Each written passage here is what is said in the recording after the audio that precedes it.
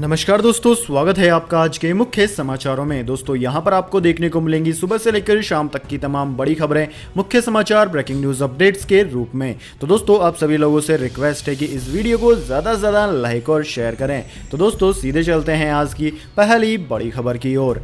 कांग्रेस ने virtual rally के जरिए किया बिहार चुनाव प्रचार का आगाज।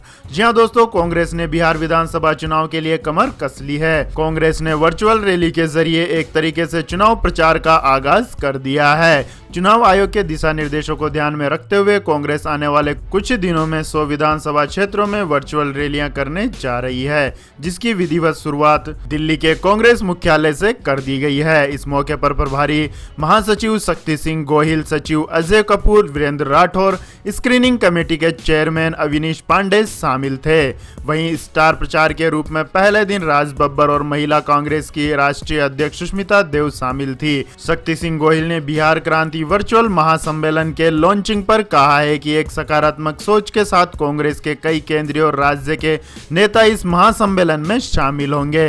वो बताएंगे कि अगर चुनाव में जीत के बाद महागठबंधन सरकार में आती है तो कांग्रेस किस तरह काम करेगी। बिहार की मौजूदा सरकार पूरी तरह से फेल है। महामारी और बाढ़ की दोहरी मार से प्रदेश गुजर रहा है और सरकार सिर्फ राजनीति करने में व्यस्त है।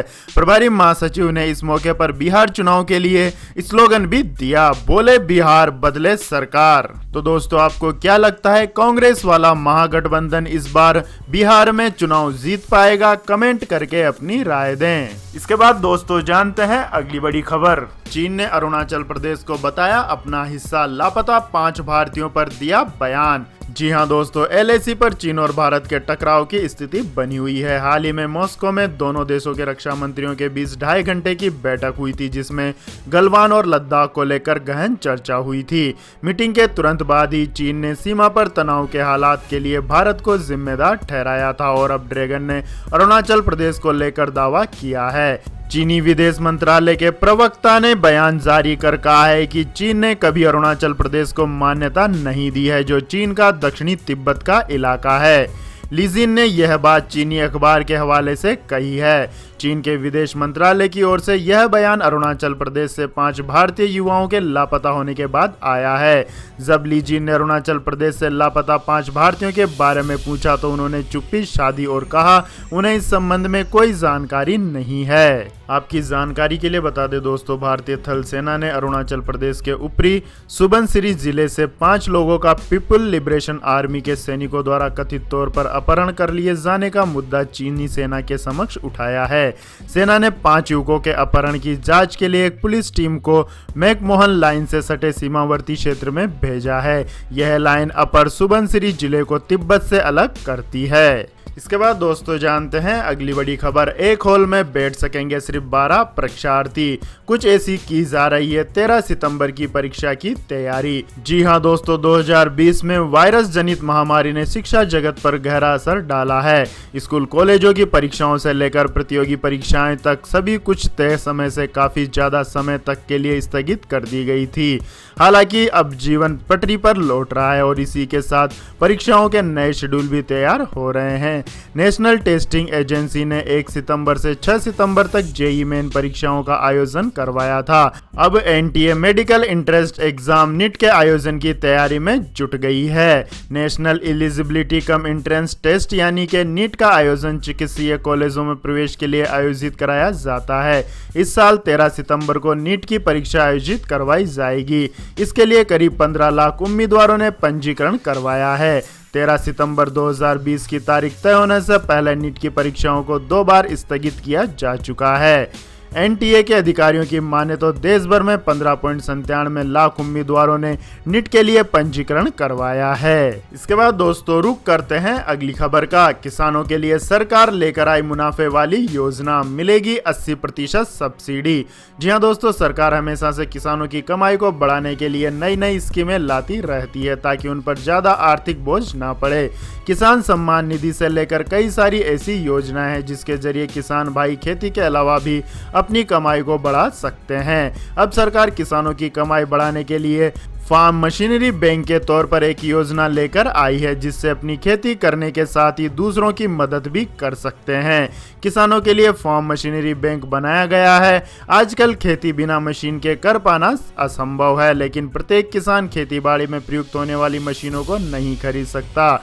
इसलिए सरकार ने किराए पर मशीनों की उपलब्धता बढ़ाने के लिए फार्म मशीनरी बैंक का गांव में गठन किया जा रहा है। इसके लिए सरकार ने वेबसाइट, मोबाइल ऐप के जरिए किसान समूहों का गठन किया है। आपकी जानकारी के लिए बता दें दोस्तों, नौजवान फार्म मशीनरी बैंक खोलकर नियमित और अच्छी इनकम का जरिया खड़ा कर सकते हैं। इसकी खास बात यह है कि फार्म मशीनरी बैंक के लिए सरकार 80% सब्सिडी के साथ कई और तरह की मदद भी कर रही है। इसके बाद दोस्तों जानते हैं अगली खबर। भारत की लंबी छलांग, हाइपरसोनिक मिसाइल का सफल परीक्षण। सिर्फ 3 देशों के पास है यह तकनीकी। जी हां दोस्तों, भारत ने रक्षा क्षेत्र में एक बार फिर नई छलांग लगाई है। भारत ने हाइपरसोनिक मिसाइल तकनीक के क्षेत्र में लंबी छलांग लगाई है।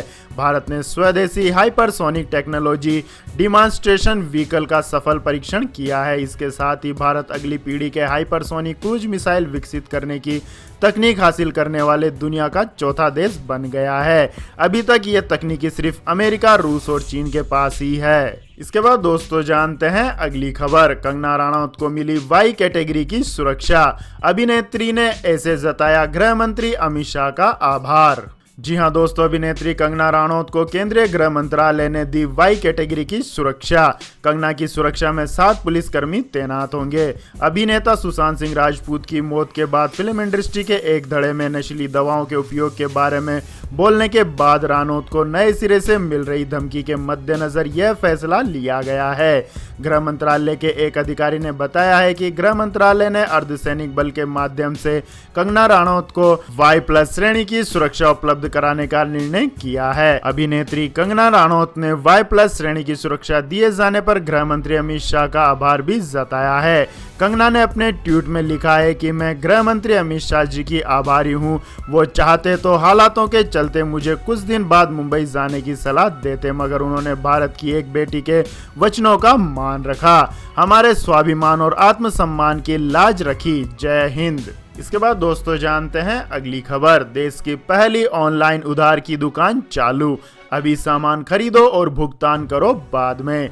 जी हां दोस्तों, भारत में ऑनलाइन शॉपिंग के क्षेत्र में नई क्रांति होने जा रही है। ऑनलाइन शॉपिंग करने वालों को नई सुविधा मिलने जा रही है, जिसके तहत इस प्लेटफॉर्म पर सामान उधार खरीदो और बाद में भुगतान करना होगा। पुणे की मुद्रा क्विक फिनटेक कंपनी देश की यह पहली ऑनलाइन उधार की दुकान लाई है और क्रेडिट कार्ड फिनकॉम नामक यह प्लेटफॉर्म शुरू हो चुका है। इसके जरिए देश में 26,000 पिन कोड एरिया में प्रोडक्ट पहुंचाया जाएगा और इसमें कोई छुपे हुए चार्ज नहीं होंगे। भारत के 2, 3, 4 और 5 श्रेणी के शहरों के ग्राहकों को अभी खरीदो भुगतान बाद में करो की सुविधा दी जाएगी। इसमें भी ग्राहकों को बिना ब्याज और प्रोसेसिंग फीस के खरीदारी का मौका मिलेगा। कंपनी के मुताबिक वर्तमान समय में आर्थिक दृष्टि से फिनकॉम बहुत जरूरी हो गया है। इससे गति और आरामदायक अनुभव दोनों मिलते हैं। इसके बाद दोस्तों जानते हैं अगली खबर। सूडान में खत्म हुआ 30 साल का इस्लामी शासन, अब बनेगा लोकतांत्रिक राष्ट्र। जी हां दोस्तों, सूडान की सरकार ने उत्तरी अफ्रीकी राष्ट्र में 30 साल के इस्लामी शासन को खत्म करते हुए धर्म को अलग करने की बात पर सहमति व्यक्त की है। सूडान के प्रधानमंत्री अब्दुल्ला हमदोक और Sudan people liberation movement north विद्रोही समूह के नेता अब्दुल अजीज अल हिलू ने घोषणा पत्र पर हस्ताक्षर किए हैं। गुरुवार को इथोपिया की राजधानी अदीस अबाबा में सिद्धांतों को अपनाने के लिए इन दोनों ने इस घोषणा पत्र पर हस्ताक्षर किए हैं। घोषणा पत्र में लिखा है कि सूडान के लोकतांत्रिक देश बनने के लिए जहां भी नागरिकों के अधिकार निहित हैं, जहां संविधान धर्म और राज्य के अलगाव के सिद्धांतों पर आधारित होना चाहिए, इसके अभाव में आत्मनिर्णय के अधिकार का सम्मान करना चाहिए। सरकार की ओर से विद्रोही ताकतों के साथ शांति समझौते को शुरू करने के बाद 1 हफ्ते से भी कम समय में यह समझौता खत्म हो गया है। इसके बाद दोस्तों जानते हैं आज के मौसम समाचार। तो दोस्तों यूपी हरियाणा में होगी बारिश। इन राज्यों के लिए भी मौसम विभाग ने जारी किया हाई अलर्ट। जी हां दोस्तों, देश के मैदानी और पहाड़ी दोनों ही क्षेत्रों में हल्की से मध्यम बारिश का दौर जारी है। मौसम विज्ञान विभाग ने हरियाणा, चंडीगढ़, दिल्ली, मध्य प्रदेश, कर्नाटक, केरल, तमिलनाडु और पौंडीचेरी में अगले 12 घंटों में गरज के साथ बारिश का पूर्वानुमान लगाया है। वहीं उत्तर प्रदेश के कुछ हिस्सों में भी हल्की बारिश की संभावना है। मौसम पूर्वानुमान एजेंसी स्काईमेट ने कहा है कि अगले 12 घंटे में केरल में कई स्थानों पर मूसलाधार वर्षा होने की संभावना है। इसके अलावा दक्षिणी आंतरिक कर्नाटक, उत्तरी आंतरिक कर्नाटक, तमिलनाडु, मध्य महाराष्ट्र, मराठवाड़ा तथा पूर्वोत्तर भारत के राज्यों में भी मध्यम से भारी मानसूनी वर्षा हो सकती है, जबकि छत्तीसगढ़, उड़ीसा, बिहार, झारखंड, पूर्वी उत्तर प्रदेश, पूर्वी राजस्थान तथा उत्तराखंड और हिमाचल प्रदेश में कहीं कहीं गरज के साथ हल्की बौछारें पड़ सकती हैं। इसके बाद दोस्तों जानते हैं अगली खबर। समय पर फाइल करें ITR, नहीं तो जुर्माना भरने के साथ ही कई तरह की छूट का नहीं मिलेगा फायदा। जी हां दोस्तों, इस महामारी के बीच केंद्र सरकार ने कई बार इनकम टैक्स रिटर्न फाइल करने की अंतिम तारीख आगे बढ़ाई है ताकि करदाताओं को किसी तरह की परेशानी नहीं हो। ऐसे में टैक्स पेयर्स को सही समय पर ITR फाइल कर देना चाहिए। ये किसी भी टैक्स पेयर के लिए सबसे अहम काम है, क्योंकि रिटर्न दाखिल करने में देरी करने पर उन्हें कई तरह के फायदे नहीं मिल पाएंगे। देरी से ITR फाइल करने पर एक तरफ इनकम टैक्स में छूट का कम लाभ मिल पाता है, तो दूसरी तरफ टैक्स पेयर्स पर जुर्माना भी लगाया जा सकता है। आपकी जानकारी के लिए बता दें दोस्तों, केंद्र सरकार ने देरी से ITR फाइल करने पर विलंब शुल्क वसूलने की व्यवस्था भी कर दी है। वित्त वर्ष 2018-19 से यह व्यवस्था की गई है। इसके तहत अगर कोई करदाता आकलन वर्ष में तय तारीख के बाद लेकिन 31 दिसंबर से पहले ITR फाइल करता है तो उसे 5,000 रुपए लेट फाइलिंग का जुर्माना देना होगा। वहीं अगर रिटर्न 31 दिसंबर के बाद फाइल की जाती है तो करदाता को 10,000 रुपए विलंब शुल्क का भुगतान करना होगा। हालांकि अगर करदाता की सालाना इनकम 5 लाख रुपए से ज्यादा नहीं है तो लेट फीस के तौर पर 1,000 रुपए से ज्यादा नहीं वसूला जाएगा। इसके बाद दोस्तों जानते हैं अगली खबर। यदि आप SBI की सर्विस या ATM से हैं परेशान तो यहाँ करें शिकायत, होगा जल्द समाधान। जी हाँ दोस्तों, इस महामारी की वजह से इंटरनेट बैंकिंग और ऑनलाइन पेमेंट को बढ़ावा मिला है। कई बार ऐसा भी होता है कि जब आप किसी SBI ATM मशीन में अपना डेबिट या क्रेडिट कार्ड स्वैप करते हैं तो पैसा नहीं निकलता है।